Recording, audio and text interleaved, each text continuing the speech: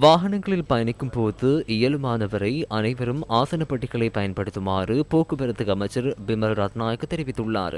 இதனூடாக வீதி விபத்துகளால் ஏற்படும் பாதிப்புகளை குறைத்துக் கொள்ள முடியும் எனவும் அமைச்சர் சுட்டிக்காட்டினார். ரைனோ ரூஃபிங்கிடமிருந்து ரைனோ பிரீமியர் ரூஃபிங் தீர்வுகள். දවසකට 5 දෙනෙක් හෝ 6 දෙනෙක් ශ්‍රී ලාංකේය පුරවැසියන් இலங்கையில் நாளாந்தம் 5 முதல் 6 வரையானோர் வாகன விபத்துகளில் உயிரிழக்கின்றனர். ஏப்ரல் 4 முதல் ஏப்ரல் 10ஆம் தேதிக்கு இடைப்பட்ட காலப்பகுதியில் 49 மரணங்கள் பதிவாகியுள்ளன. ஒரு வார காலத்திற்குள் வீதி விபத்துகளினால் 49 பேர் உயிரிழக்கின்றனர் என்பது சாதாரண விடயமல்ல. வாகன சாரதிகள் மாத்திரமின்றி ஆசனப்பட்டிகள் காணப்படுமாயின் வாகனத்தில் பயணிக்கும் அனைவரும் ஆசனப்பட்டி அணியுமாறு கேட்டுக் கொள்ளுகின்றோம். ஆசனப்பட்டி அணியாமல் பின்னிருக்கையில் இருந்து பயணிப்பவர்களே அதிக பாதிப்புக்குள்ளாகின்றனர். நீங்கள் உங்கள் உயிரை பாதுகாப்பதில் அக்கறையாக இருப்பது போல நாங்களும் அக்கறையாக இருக்கின்றோம்.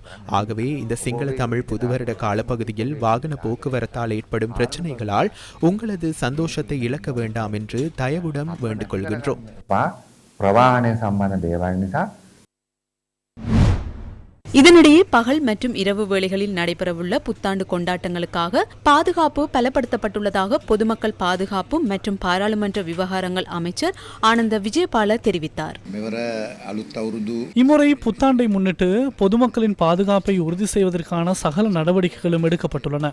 அதேபோன்று தமது சொந்த ஊர்களுக்கு செல்லும் மக்களின் நலன் கருதி அவர்களுக்கு தேவையான போக்குவரத்து வசதிகளும் செய்யப்பட்டுள்ளன. பாதுகாப்பு ஏற்பாடுகளும் செய்யப்பட்டுள்ளன. இராணுவத்தினரையும் இம்முறை கடமையில் ஈடுபடுத்தி செய்யப்பட்டுள்ள பாதுகாப்பு ஏற்பாடுகளை 18ஆம் தேதி வரை முன்னெடுப்பதற்கு தீர்மானித்துள்ளோம்.